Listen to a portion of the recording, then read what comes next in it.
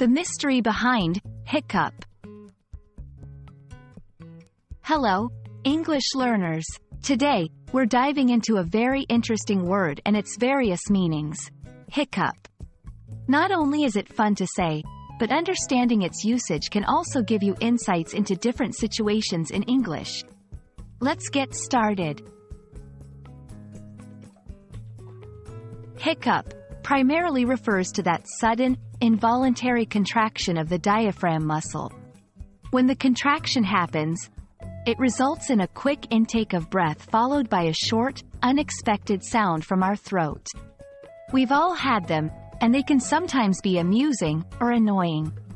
Example: after drinking soda too quickly, Jenny started having hiccups. Did you know that hiccup can also be a verb? When used as a verb, it describes the action of having hiccups.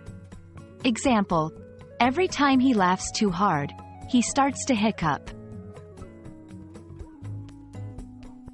In English, we often use words in ways that aren't always tied to their original meanings.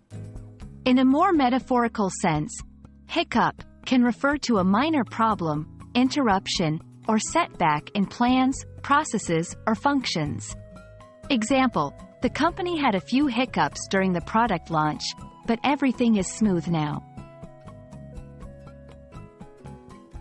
There are also some phrases where the term hiccup is used. One of the common ones is without a hiccup, meaning without any problem or interruption. Example: the event went off without a hiccup, and everyone was pleased. We hope you found this exploration of the word hiccup enlightening.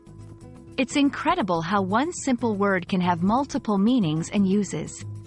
Remember, understanding the context in which a word is used can help determine its meaning. Until next time, happy learning and may your English journey have minimal hiccups.